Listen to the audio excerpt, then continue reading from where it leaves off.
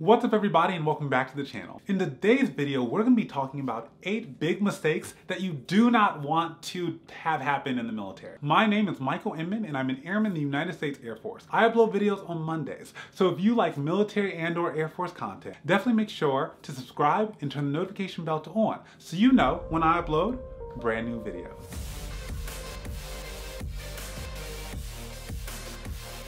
The first is getting a DUI, or driving under the influence. DUI is bad for everybody. I know we all make mistakes, but try to not make this mistake. The second mistake to avoid while in the military is cheating on your spouse. Now, cheating on your spouse is morally dubious, to say the least. But it's worth mentioning that when you're in the military, it's not allowed. Actually, like it's literally not allowed. Like you will get paperwork if someone, whether it be your spouse or a friend of your spouse or just an innocent bystander who puts things together. If you are reported to be cheating on your spouse and you are in the military, I don't know, is it just normal paperwork? Is it an Article 15? I know there is legitimate consequences for that, which one could say, why is the military in my personal business? That's kind of weird.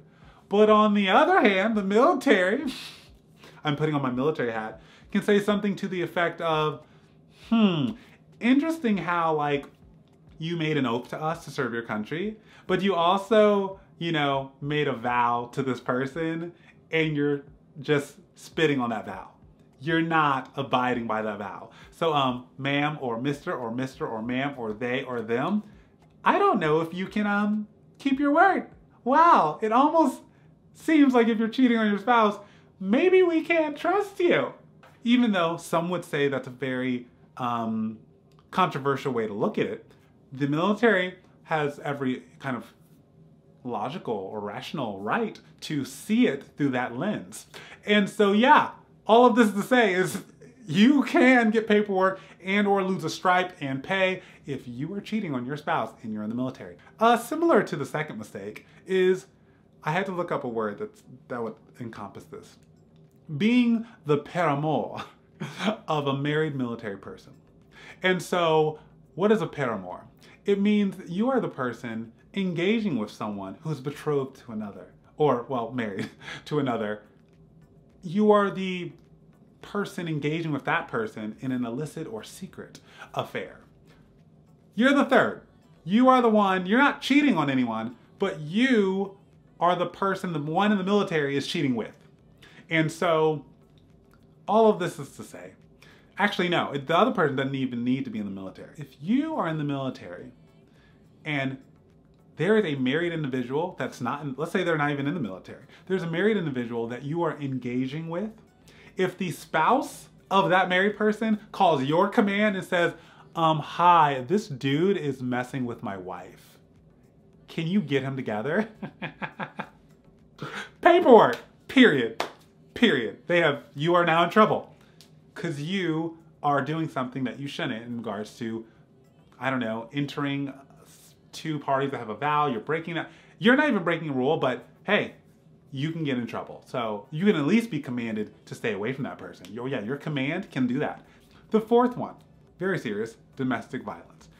One should never engage or, perpetrate domestic violence against their spouse, or period, or loved ones, or children. None of that is ever okay. Thus, I'm kind of happy, and it's also kind of predictable, that if you engage in domestic violence, if you are the one being violent against your family members or people close to you, then clearly the military, specifically, I don't know if you watched my video last week, but the OSI is going to knock on your door and say, you're getting in the truck right now.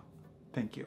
No, you don't have to pack your bags, just kidding. Don't engage with that, whether you're in the military or not, but just know if you are in the military, there are rules in place to make sure that can be addressed appropriately and that it will affect your career. Fifth, though I shouldn't have to say it, I will, just for you. Do not go AWOL. What does that mean? There's the easy example of AWOL, which is you literally get in your car and drive forever and just, I'm not coming back. I know I'm in the military, but like, no, I'm not. I'm leaving. Bye. You can't catch me. They probably will catch you. The other example of AWOL is when you don't show up when you're supposed to. One example that comes to mind is, let's say you take leave for a week, but for some reason another week goes by in which you're not at work. And all of your coworkers in command is like, I'm sorry, where's John? Where's John? Does anyone know where John is? And you're not in danger. You literally just decided, I need another week off. I'm stressed, I'm sad, I just can't do it. I can't quit either because I signed the contract. But I'm not gonna come in. That's what I've decided. And in those situations, the military assumes that you are in danger. And so they call the police, and maybe OSI gets involved, and they say, we need to find them because they could be in a perilous situation right now. We'll knock on your door, and if you don't open that door, we'll bust your door down. And if you're not there, again, the police will get involved even more so to find you. So keep that in mind. Try not to go AWOL. If you need to talk to someone about the job not being a great fit, and or you're extremely depressed, and or some life things are happening in which you don't think you can go to work anymore, reach out to your first sergeant. Also reach out to mental health because we have great resources available to us as military members. Utilize them. They're already free, so please utilize them. And yeah, just still show up, because if not, they'll show up where you live. Please, please, please, please, please do not repeatedly, fall below PT standards. Do not repeatedly fail your PT test, because if you do that in any branch of the military, well, eventually they're going to kick you out. I don't have a nicer way to say that. That is a thing. That's just a thing. We are the military. We are to serve our country. We are the defense against foreign dangers and threats if they ever were to come to our coast. Like, we can't be physically unable to do a sometimes very physical job, which is defense, So yeah, I just don't know how to make that sound any other way. You need to not repeatedly fail PT tests. I think you may be allowed to fail, then pass, then fail, then pass, then fail, then pass. Maybe. Depends on your command. If they're trying to thin some people out of the squadron, I don't know if that's gonna work. But what I do know is you can't just keep failing repeatedly. And I understand PT can be hard, but one, you pass the PT test to get in to the Air Force, or in the military, or whatever branch you're in, so you can't say you're not capable, because you've done it before. Two, you did sign up for a career by joining the military that is clearly physical. So even that is like, does it show poor discernment? Why would you enter a career field that has physical requirements when that is not going to be your vibe a few years after you joined? You're like, this is frustrating me, I'm pissed. Why are you in the military? You could just be an executive, or a lawyer, or a doctor, or an admin, or a janitor. And none of these things, via the rule book, have physical requirements and tests. They may have like physical, capabilities. There might be a minimum capability level to do a job, but rarely is there something in the civilian world where, when you're running a mile next week, if you fail, you might lose your job. What? No, that's not normal. We have to do that. The second to last, using illicit drugs such as weed, unfortunately, right? Also, a part of my brain is saying there is a conversation. I know in the comments y'all all are already saying there's a conversation about legalize marijuana. But until it is legalized federally, you should not be doing it. In general, any substance abuse. So whether that be prescription pills that were not prescribed to you, huffing, remember that term from grade school? Breathing in things you shouldn't be breathing in, and or severe alcoholism. Substance abuse can get you kicked out and can lead to the end of your military career. This is a great transition point to let you know about a unique offering of the Air Force called the Alcohol and Drug Abuse Treatment Program. It's called ADAPT. The P is in the wrong spot. Let's ignore that. The Alcohol Drug Abuse Treatment Program provides in-house, so they'll come to your house, services such as education, assessments on how you're doing or what your current situation is, and preventative counseling to not have, let's say, setbacks, even though that's actually kind of the process of getting better. Setbacks do occasionally occur. Do not crush yourself because they occur. Give yourself grace.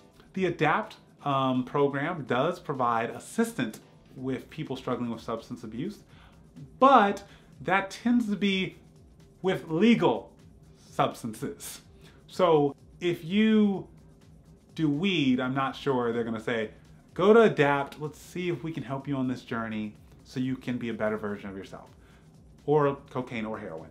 They're gonna be like, that's against the law.